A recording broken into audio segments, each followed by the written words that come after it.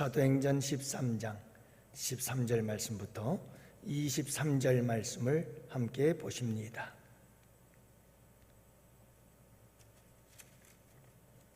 사도행전 13장 13절부터 23절, 우리 다 같이 함께 교독하십니다. 바울과 및 동행하는 사람들이 바보에서 배 타고 밤빌리아에 있는 보가에 이르니 요한은 그들에게서 떠나 예루살렘으로 돌아가고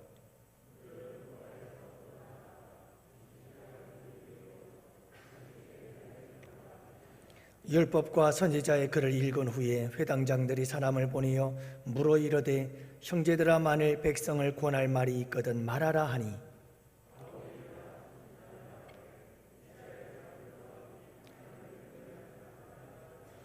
이 이스라엘 백성의 하나님이 우리 조상들을 택하시고 애굽 땅에서 나그네 된 그 백성을 높여 큰 권능으로 인도하여 내사 가나안 땅 7 족속을 멸하사 그 땅을 기업으로 주시기까지 약 450년간이라. 그 후에 그들이 왕을 구하거늘 하나님이 베냐민 지파 사람 기스의 아들 사울을 40년간 주셨다가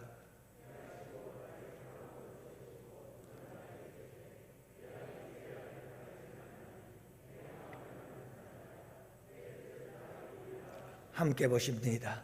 하나님이 약속하신 대로 이 사람의 후손에서 이스라엘을 위하여 구절을 세우셨으니 곧 예수라.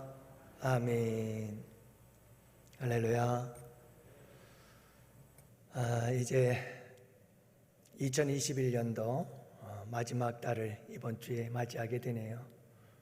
이제 11월 마무리하고 마지막 한 달을 또 우리가 보내게 되어집니다. 얼마나 세월이 빨리 가는지 모르겠네요. 어느덧 한 해가 이렇게 후딱 지나가 버렸습니다.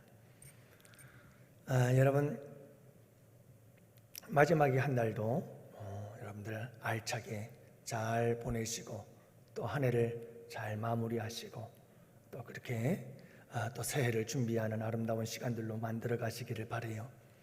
12월 그러면 벌써부터 식당가들이나 이런 곳은 사람들이 예약을 할 수 없을 만큼 이미 많은 연말 행사들이 계획되어져 있는 것을 보게 되는데, 여러분, 우리가 이 떠들썩한 세상 속에서 또 조용히 우리가 보내야 될 또 하나의 이유는 우리 예수님께서 이 땅에 오신 성탄이 있는 달이잖아요.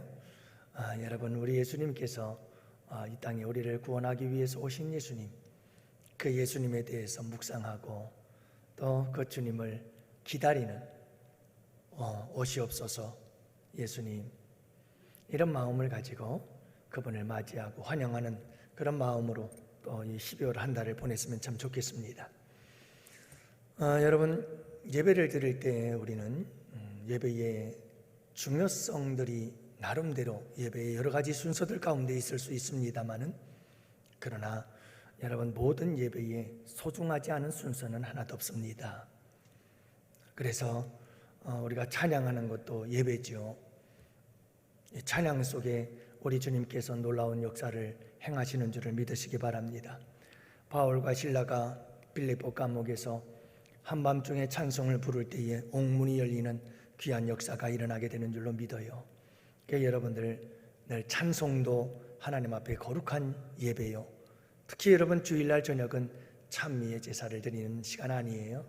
마음껏 소리 높여 주님을 찬양할 때, 그리고 그 찬양의 가사 하나하나 속에 우리의 기도를 담고 우리의 마음을 담아서 주님께 올려드린다면 반드시 그 찬양 속에 하나님의 놀라운 치유와 능력의 역사가 임할 줄로 믿습니다. 기도할 때 대표자의 기도지만 우리 모든 성도들이 다 같이 마음을 모아서 그렇습니다. 대표자의 기도가 그대로 응답되기를 원합니다. 이루어지길 원합니다. 그러면서 아멘, 아멘, 아멘.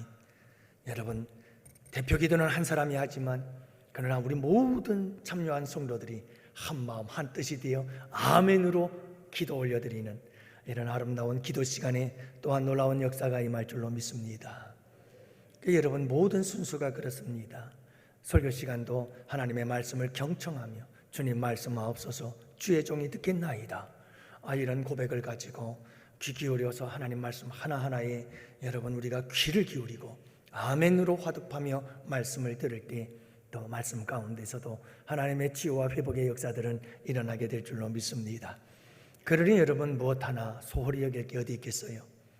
여러분들이 여러분이 광고도 어떻게 보면 예배 순서에 좀 어긋난 것 같지만 또 긍정적으로 보면 여러분이 광고를 통해서 내가 해야 할 기도가 무엇인지, 하나님께서 이렇게 기도하라고 우리 교회를 위해서 우리 성도들을 위해서 이런 기도 제목을 주시는구나.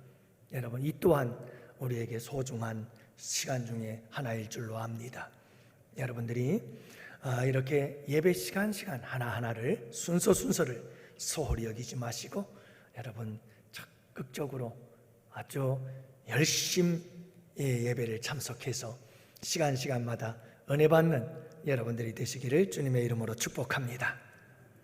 우리는 지금 지난주와 함께 이어서 구속 사역에 대해서 하나님께서 구속사적인 역사를 이루어가는 것에 사도 바울이 설교를 하고 있는 것을 보게 되어집니다. 그러니까 사도 바울의 설교는 한마디로 구속사적 설교다라고 볼 수가 있는 거죠. 그래서 사도 바울은 이제 이 구속사역을 하나님께서 어떻게 이루어 가셨는가, 먼저는 저 아브라함을 택하시고 택하심으로부터 시작이 되는 거죠. 그리고 택하심을 통한 족장들의 시대가 아브라함과 이삭과 야곱과 요셉으로 이어지죠. 그리고 큰 권능으로 인도하시고, 그래서 하나님께서 그 애굽 땅의 이스라엘 백성들을 큰 권능으로 크신 팔로 그들을 이끌어 인도하여 내셨다. 출애굽 시대를 말씀하고 있지요. 광야 시대를 이야기를 합니다. 이 광야 시대에 애굽의 노예 생활을 하던 이스라엘 백성들의 그 노예 근성으로 인해서 결국은 이 광야 시대에서의 이스라엘 백성들은 끊임없는 원망과 불평의 삶을 살아가게 되지요. 그래서 여러분 애굽 땅에서 그저 시키는 대로만 하던 이와 같은 이스라엘 백성들 그냥 수동화 되어져 버려서 늘 수동적이에요. 시키면 하고 안 시키면 안 하고 능동적으로 내가 알아서 무슨 일을 하고자 하는 능동성이 완전히 상실되어진 이스라엘 백성들의 모습을 보곤 하지요. 노예 근속에 사로잡힌 이스라엘 백성들은 과거지향적입니다. 그래서 조금만 힘들고 어려우면 우리 돌아가자, 자꾸 돌아가자, 과거로 돌아가자, 애굽으로 돌아가자, 애굽으로 다시 돌아가자, 이렇게 자꾸 과거로 돌아가려고 하는 그런 회귀 본능적 이런 노예의 본성이 계속해서 남아있게 되지요. 그러다 보니 원망 불평하고요, 무책임함이 그들에겐 그대로 드러납니다. 여러분 노예 근성을 가지고 있는 사람들은 절대로 책임지지 않습니다. 여러분 노예가 책임지는 거 봤나요? 이들은 책임의식이 없습니다. 어떤 일이 일어나도 스스로 내가 책임을 지려고 하지 않습니다. 오히려 끊임없이 남을 탓하는 성향이 있습니다. 그래서 누구 때문에 그렇지 나는 아니야 라고 하는 책임성의 결여, 이런 것들이 다 노예 근성에서 나오는 모습들인 것을 알 수가 있어요. 이렇게 사도 바울은 지금 계속해서 예수 그리스도께서 오시기까지 그 과정, 그 구속사적인 그 역사를 이야기를 하고 있는 겁니다. 그러니 여러분 회당에서 유대인들을 만나서 유대의 성경, 구약 성경을 잘 알고 있는 그 유대인들에게 이런 구속사적인 관점에서 그 유대인들이 가지고 있는 율법에 대하여, 성경 말씀에 대하여 쫙 설명해 나가면서 결정타, 바로 예수 그리스도가 오셨다라고 하는 이 메시아 사건을 이야기하고 싶어서 이런 구속사 사역을 하나님께서 예수님을 보내시기까지 어떤 구속 사역을 통해서 예수 그리스도의 탄생이 이루어지게 됐는지를 설명해 가고 있는 거지요. 우리가 지난주까지 여기까지 말씀을 드렸지요. 자, 그래서 이제 이 광야 시대에 하나님은 이스라엘 백성들의 이 노예 근성으로 인해서 늘 원망하고 불평하고 무책임하고 그리고 과거로 돌아가려고 하고 수동적인 이런 모습들을 마음 아파하시면서도 하나님은 어떻게 했더라고요? 참으사, 저들의 소행을 참으사 저들의 소행을 참으시면서 마침내 우리 주님께서 이제 가나안 족속을 멸하시고 가나안 정복에 들어가는 것을 보게 되어집니다. 그래서 가나안 정복 시대가 도래하게 되지요. 19절 말씀해 보면 가나안 7족속을 멸하사 그 땅을 기업으로 주시기까지 약 450년간이라 이렇게 말씀하고 있는 것을 보게 됩니다. 여러분, 하나님에게 이 가나안 땅에는 7족속이 살고 있었잖아요. 그런데 하나님께서 이 7족속이 살고 있는 가나안 땅을 이스라엘 백성들에게 주시겠다고 약속을 하신 거예요. 그래서 이제 그 구속사적 역사 속에서 하나님께서는 이스라엘 백성들을 출애굽하시고 큰 권능으로 끌어내서 광야 40년 동안 참으셔서 이제 가나안 땅에 이르게 되어졌지요. 그래서 이 가나안 7족속을 쫓아내어야 했던 겁니다. 이 가나안의 7족속을 쫓아내고 가나안 땅의 주인으로서 이스라엘 백성들이 이제 이 가나안 땅을 점령하여 정복 전쟁을 해서 차지하게 되어지는 것을 말씀하고 있는 겁니다. 자, 그런데 여러분, 그렇게 광야에서 속썩이던 이스라엘 백성들이었지만 하나님은 약속만은 틀림없이 지키십니다. 하나님은 시대를 뛰어넘어 항상 약속을 지키시는 분입니다. 메시아의 약속도 이와 같은 관점에서 모든 인간들의 구속사적 사건들을 보면 참 인간들이 얼마나 어리석고 미련한지 몰라요. 얼마나 악하고 얼마나 용심이 많고 탐욕적인지 몰라요. 그럼에도 불구하고 하나님은 그 구속의 사역을 이루어 가십니다. 당신께서 약속하시고 그 약속을 따라서 어떤 상황 속에서도 그 약속을 반드시 이루어 가시는 분이 우리 하나님이신 것을 알 수가 있지요. 그런데 여러분, 이 가나안 정복 사건을 통해서 우리가 알아야 할 것 중에 하나는 뭐냐면 하나님의 시간 계산은 기가 막히게 정확하다는 겁니다. 하나님의 시간 계산은 전혀 착오가 없으십니다. 주님의 일하시는 타이밍은 아주 정확합니다. 약 450년이라 여러분, 애굽에서부터, 아니 어쩌면 아브라함으로부터 시작해서 이스라엘 백성들의 구속사가 시작되어져서 이스라엘 백성들이 가나안 땅에 들어올 때까지, 가나안의 7족속을 쫓아낼 때까지 그 기나긴 세월, 하나님은 정확한 계산을 가지고 있었다는 거예요. 하나님께서 정확한 계산을 가지고 그 수많은 세월을, 우리는 내일 일도 알지 못하는데 하나님은 수백 년, 수천 년의 미래를 바라보시면서 이스라엘 백성들은 가나안 땅을 차지하고 가나안의 7족속은 심판을 받아서 그 땅에서 쫓겨남을 당하고 멸망을 당해야 하는 이 기가 막힌 상황들을 하나님께서는 다 아시고, 그리고 정확한 타이밍을 통해서 역사하시는 하나님이라는 사실을 우리에게 보여주고 있는 거예요. 여러분, 하나님께서 가나안의 7족속을 쫓아내고 이스라엘 백성들에게 그 땅을 주겠다. 아니, 가나안의 7족속들이 무슨 죄가 있다고, 아무런 죄도 없는데 그들을 쫓아낸다면 이스라엘 백성들을 위해서만, 그들을 위해서만 가나안의 7족속들은 아무런 관계도 없이, 상관도 없이 너희들은 이제 없어져야 돼 하고 하나님께서 이스라엘 백성들을 위해서 가나안의 7족속들을 멸망시켜버린 걸까요? 그렇지 않습니다. 그렇게 했다면 하나님은 공평하지 않으십니다. 그렇게 하셨다면 하나님은 의로운 분이 아닙니다. 하나님은 하나님의 백성들에 대해서도 사랑하시고 하나님의 백성들에 대해서 의롭고 공평하신 분인 동시에 모든 세상 민족들에 대해서도 우리 주님은 항상 공평하신 하나님이신 줄을 믿으시기 바랍니다. 그 하나님은 의로우신 분입니다. 그렇기 때문에 세상이라고 해서 함부로 하나님은 아무런 까닭도 없이 멸망시키거나 쫓아내시거나 그러는 분이 아닙니다. 결국 하나님께서 이스라엘 백성들에게 이 가나안 땅에 들어가서 가나안의 7 족속을 물리치고 정복하여 그 땅을 차지할 수 있게 하신 것은 가나안의 7 족속들이 죄악으로 가득 찼습니다. 가나안 족속 7 족속들이 모든 우상으로 가득 찼습니다.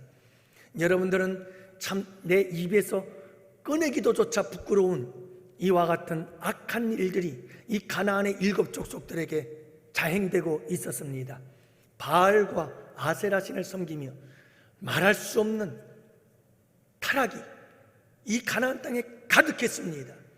그래서 하나님께서 이스라엘 백성들에게 이 가나안 땅을 정복할 때 모든 생명을 다 진멸하라, 모든 생명을 다 진멸하라.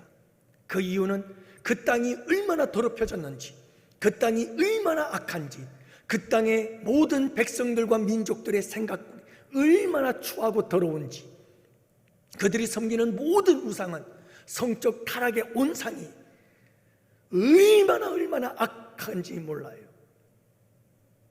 여러분, 그렇게 모든 죄악이 가득 차서 이스라엘 백성들이 마침내 이 가나안 땅은 하나님의 심판을 받을 수밖에 없는, 하나님의 심판을 받아야 마땅한 그 상황에 이르게 되어졌을 때, 그때 하나님께서는 이스라엘 백성들을 저 머나먼 애굽 땅에서부터 그들을 이끌고 인도하시고 40년의 광야를 거쳐서 마침내 하나님께서 이 가나안의 7 족속을 심판하는 자들로 이스라엘 백성들을 들어 쓰시면서 그들에게는 약속한 하나님의 땅을 그들의 품에 안겨주는 사건, 이 사건이 가나안 정복 사건인 줄을 믿으시기 바랍니다.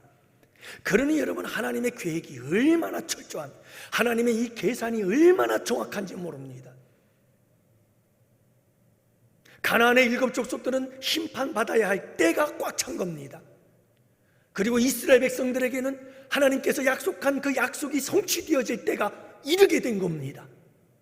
이 2가지의 사건이 완벽한 타이밍 속에서, 완벽한 때에, 정확한 시간의 계산 속에 하나님은 이 모든 일들을 이루시고 행하시는 하나님이신 줄을 믿으시기 바랍니다. 놀라우신 분이시죠. 여러분, 우리 하나님은요, 우리의 상상을 초월하시는 분입니다. 우리가 하나님 전지하시고 전능하시다고 말하는데요, 우리의 그 전지하시고 전지하다는 그 개념과 하나님의 실제적 전지하심과 전능하심은 하늘과 땅 차이예요. 왜냐하면 우리가 생각하는 전지는 내가 인간으로서 상상할 수 있는 전지, 모든 것을 아는 것, 그 테두리 안에 밖에는 상상할 수가 없어요. 그러나 하나님의 전지하심은 우리의 상상을 훨씬 뛰어넘습니다. 수십 년, 수백 년, 수천 년의 세월을 앞서가시면서 정확한 때를 계산하셔서 모든 사람들에게 공평하고 공의롭게 하나님은 모든 이 우주를 여러분 다스리고 통치하시고 섭리하시는 하나님이신 줄을 믿으시기 바랍니다. 그러니 여러분 생각해 보세요. 우리의 삶에 일어나는 사소한 모든 일들 여러분들 소홀히 여기지 마세요. 하나님께서 우리의 삶 속에서 일어나는 모든 일 하나하나 그저 일어나는 일들이 아니에요. 이 모든 것들이 여러분 우리 하나님의 놀라우신 섭리와 통치하심과 다스림 속에, 계획 속에서, 그리고 하나님의 그 선하심, 인도하심 속에서 일어나는 사건들임을 믿으시기 바랍니다. 네? 하나님은 정확해요. 여러분, 모든 때가 하나님께는 정확한 때예요. 문제는 뭐냐 하면 우리가 너무 조급하다는 거예요. 우리는 뭘 해도 항상 조급해요. 성경을 가만히 살펴보면요, 성경에서 이 때, 시간 문제 때문에 참 범죄를 저지르고 악을 행하는 사람들이 참 많아요. 그런데 그 왜 이런 일들이 발생하는가 살펴보면 대부분이 다 기다림, 인내의 문제예요. 기다리질 못해요. 조급해요. 서둘러요. 그래서 내 힘으로 뭔가를 하려다가 거기에서 넘어지고 쓰러지는 거예요. 거기에서. 여러분, 저는 목회를 하면서 정말 많은 경험을 해요. 그게 뭐냐면요, 제일 완벽한, 제일 확실한 가장 복된 하나님의 역사하심은 어디에서 일어나느냐 하면 기다림에서 일어나요. 하나님의 때를 기다리는 거예요. 조용히, 잠잠히, 아무 말 없이 침묵하며 기도하며 준비하며 기다리는 거예요. 아무런 일도 안 일어나지요. 그러나 여러분, 하나님은 일하셔요.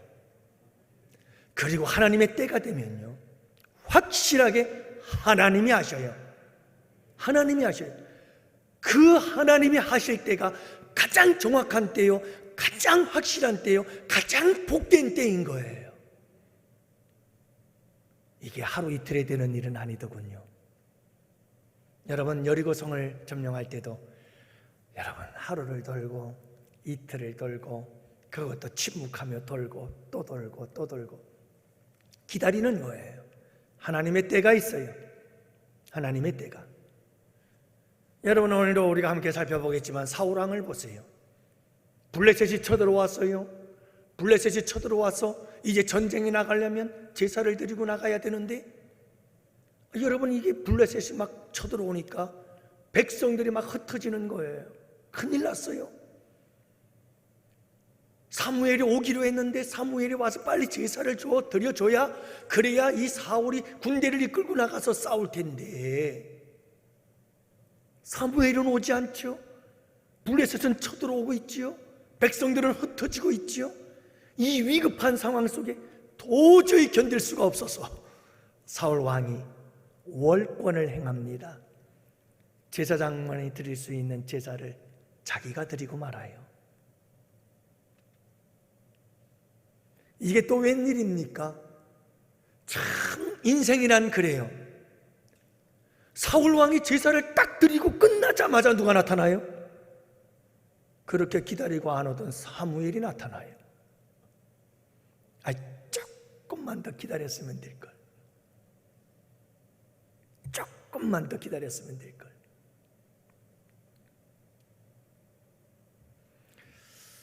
사랑하는 성도 여러분, 우리는 서두르면 실수하게 되어 있습니다. 서두르면 넘어집니다. 서두르면 범죄합니다. 악을 행하게 되어 있어요. 그러니까 여러분, 우리의 마음을 잘 다스릴 수 있는 우리 양원의 성도들이 되십시오. 여러분, 기다리세요. 너무 조급해하지 마세요. 힘들고 어려워도요, 하나님이 일하실 때까지 기다리셔야 돼요. 저는 다윗의 위대함이 거기 있어요. 늘 다윗을 저는 묵상합니다.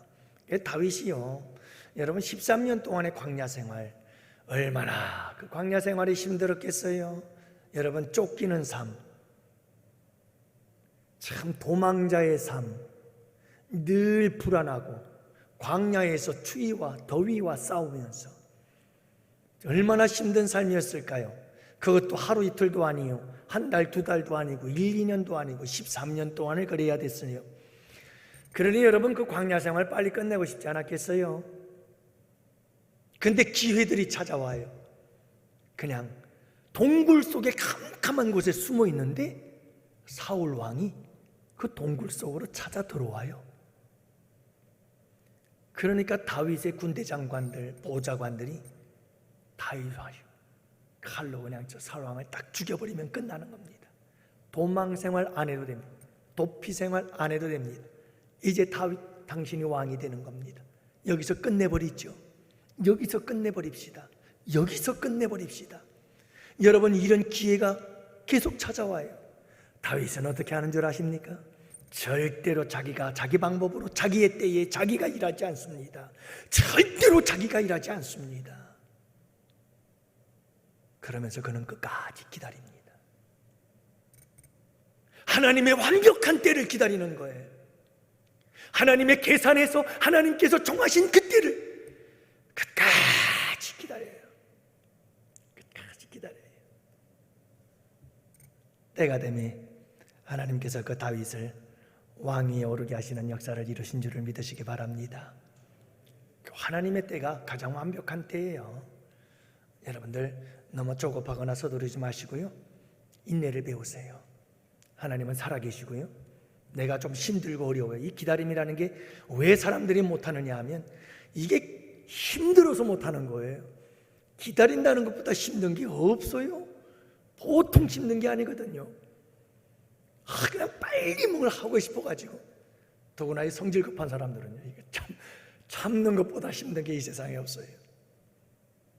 그러나 그럼에도 불구하고 기도하면서 참고, 기도하면서 견디고, 기도하면서 기다리고, 또 준비하면서, 여러분 마침내 하나님께서 때가 되시면 일하시는데, 놀라운 것은 하나님께서 일하게 하시면요, 놀라운 하나님의 역사를 정말 상상조차도 할 수 없고, 내가 예측할 수도 없고 예상할 수 없었던 하나님의 신비로운 방법들로 하나님께서 일을 행하시고 이루시는 그 놀라운 기적의 역사를, 하나님의 무한한 지혜를, 하나님의 놀라운 전지하심을 우리가 경험하게 되는 줄을 믿으시기 바랍니다.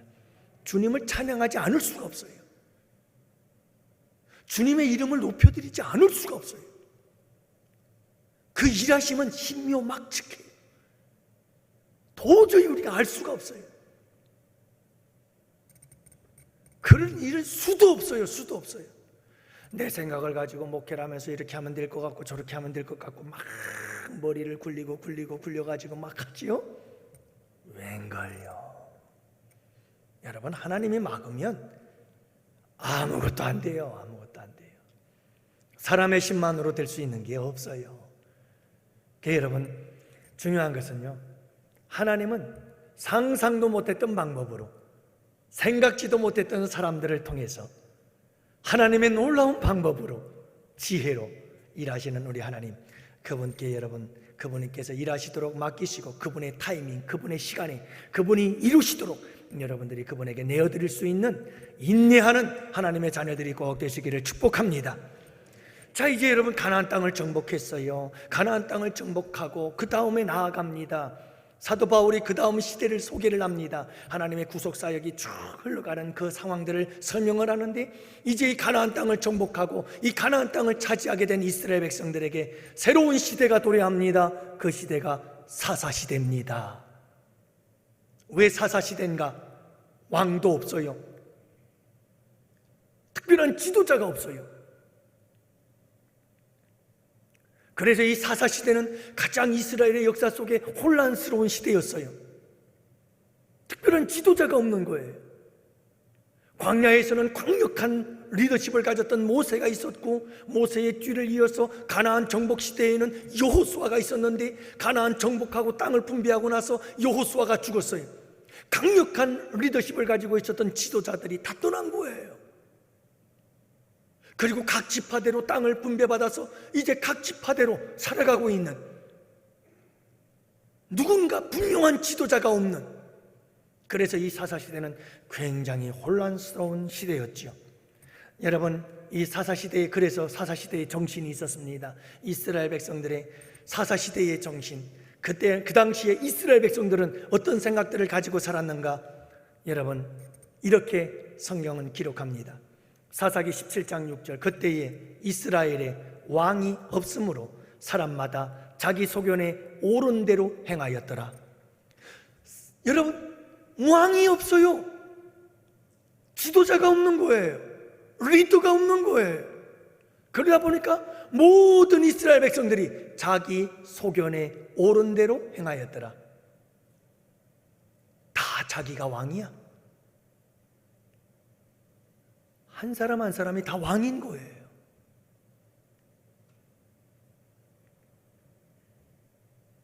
여러분, 사실은 모세가 있었고 여호수아가 있었습니다만 지금까지 이스라엘은 신정 국가였어요. 하나님이 통치하시는 나라였어요. 다시 말하면 여러분, 하나님께서 모세를 세우고 여호수아를 세웠지만 이 이스라엘 백성들을 이끌어 가시고 통치하시고 다스리시는 분은 하나님 아버지셨단 말이에요. 신정정치, 신이 정치하시고 통치하시는 나라. 그런데 여러분, 사사시대는 이 신정정치에서 왕정정치로 넘어가는 과도기적인 시대였어요. 그래서 왕이 없으므로 하나님을 왕으로 생각하지를 않아요. 심각한 문제죠. 하나님을 왕으로 생각하지 않아요. 그러면서 그들에게는 왕이 없어요. 인간적인 왕이 없는 거예요. 그러니 여러분, 이 시대가 얼마나 혼란스러웠겠어요. 그러자 모두 각자가 다 스스로 왕이야. 그래서 자기가 옳은 대로 행하는 거요.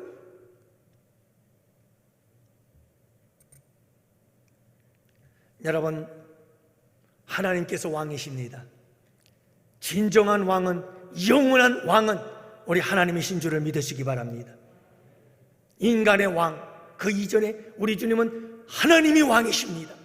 우리는 신정국가의 백성들, 그래서 그 나라를 우리는 하나님 나라라고 말합니다. 왜냐하면 하나님이 왕이 되시는 나라, 우리는 그 백성인 줄을 믿으시기 바랍니다. 그 하나님은 영원한 신정국가를 통치하시는 하나님이, 그분이 왕이시고 우리는 그분의 백성인 것을 잊어서는 안 되는 거예요. 그러니 여러분, 이 하나님을 통치하심을 거부해버리고, 그리고 인간적인 왕도 없고, 그러니까 사사시대는 완전히 가장 혼란스러운 시대였죠. 온통 인본주의만 가득 차가지고 신본주의를 잃어버리니까요. 신정 정치를 거절하니까, 하나님의 왕되심을 거절해버리니까 인본주의가 들어오기 시작하는 겁니다. 그 인본주의가 가득한 세상, 각자가 다 왕이 되어서 자기 소견에 오른 대로 살아가 버리는 이런 혼란스러운 시대가 사사시대였다는 것을 알 수가 있습니다. 여러분, 우리 각자들도 마찬가지입니다. 우리의 믿음 생활도 마찬가지입니다. 하나님의 통치하심과 다스리심과 하나님이 내 인생의 왕되심을 잃어버리기 시작하면 그때 찾아오는 것은 인본주의 사상입니다. 그리고 그때 찾아오는 것은 내 소견에 옳은 대로 행하였더라. 여러분이 내 소견에 옳은 대로, 내가 원하는 대로, 내 마음대로, 내가 생각하는 대로, 내가 하고 싶은 대로 행하는 것, 이것은 사사시대의 모습이 가장 혼란스러운 상황입니다. 그래 여러분, 우리는 항상 하나님을 왕으로 모시고 그분의 왕되심을 인정하며 그분의 통치와 다스림 속에 살아가는 아름답고 복된 성도들이 되시기를 축복합니다. 여러분, 그분을 진정 내 인생의 왕으로 모시세요. 그분을 내 삶의 주인으로 모시세요. 고집 부릴 것도 없어요. 그분께 그냥 나를 내어드리면 돼요. 지정의, 내 전인격을 그분에게 내어드리면 돼요. 주님, 이렇게 할까요? 저렇게 할까요? 주님이 원하시는 게 뭐죠? 그러면 돼요. 저도요, 이상합니다. 그 일기에 따라서, 상황에 따라서, 분위기에 따라서 이 기분이 이상하게 바뀝니다. 괜히 우울할 이유가 없는데 어느 날은 막 우울해지는 때가 있어요. 내 감정이. 그럴 때에는 제가 그래요. 하나님, 내 마음이 왜 이렇게 우울해지죠? 이 우울한 마음은 주님이 주시는 마음이 아닌데, 우리 주님 앞에서 함께 기뻐하고 즐거워해야 되잖아요. 주님, 그렇죠? 그러면서 주님과 얘기를 나눠요. 그러면 주님, 내 마음에 평안을 주시고 어두움이 물러가고 빛이 임하게 하시고 기쁨을 주옵소서. 여러분, 우리의 감정은요, 우리의 생각은요, 수시로 막 바뀌어요.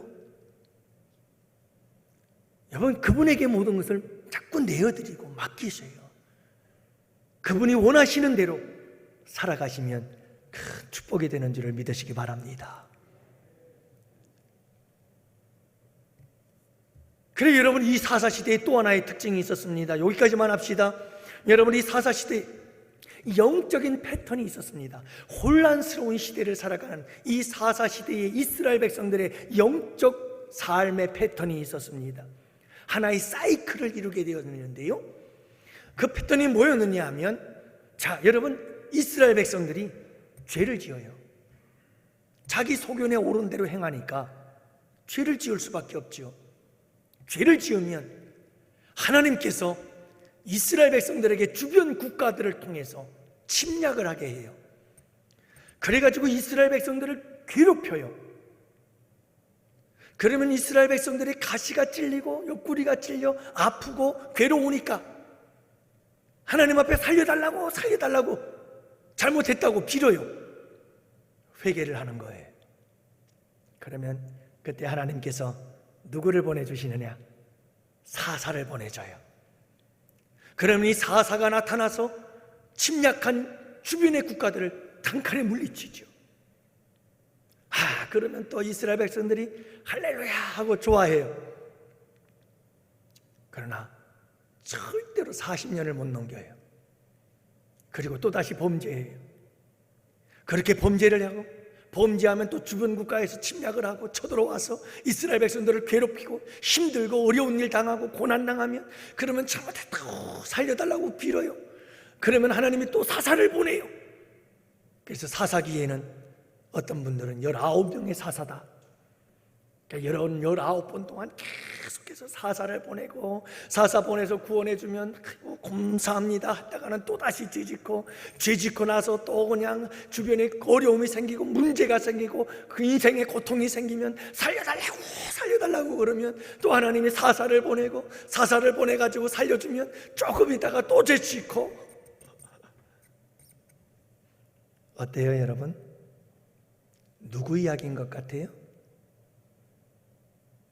내 얘기 아닌가요? 여러분 얘기는 아닌지 몰라도 제 얘기예요.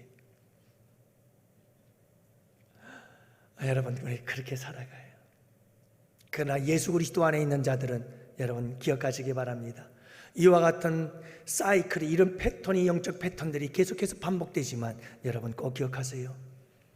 하나님 안에 있는 하나님의 백성들은 그렇게 성장해 간다는 사실을 잊지 마시기 바랍니다.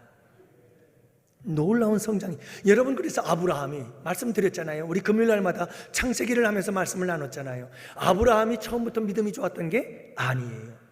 아내를 누이라고 속이고 거짓말하고 이 아브라함도 처음부터 믿음이 좋았던 게 아니에요. 하지만 그는 넘어지고 실패하고 쓰러지고 그러면서 하나님께서 손잡아 일으켜주고 그러면서 그를 만들어서 여러분 저 모리아산 아들을 아낌없이 하나님 앞에 내어드릴 만큼의 믿음까지 자라날 수 있었던 것은 끊임없는 이런 믿음의 패턴의 실패, 영적 패턴의 실패 속에서 계속해서 하나님은 만드셔서 그렇게 위대한 믿음의 사람으로 세워가는 줄을 믿으시기 바랍니다. 놀라운 은혜지요. 이게 은혜예요. 이게 은혜예요. 사랑하는 성도 여러분, 하나님께서 이렇게 참 부족한 인간들, 참 연약한 인간들, 어리석은 인간들, 이런 인간들을 붙잡고 그래도 하나님은 끊임없이 이 연약하고 어리석고 미련한 인간들을 구원하기 위한 구속의 사역을 계속해서 이루어가고 계십니다.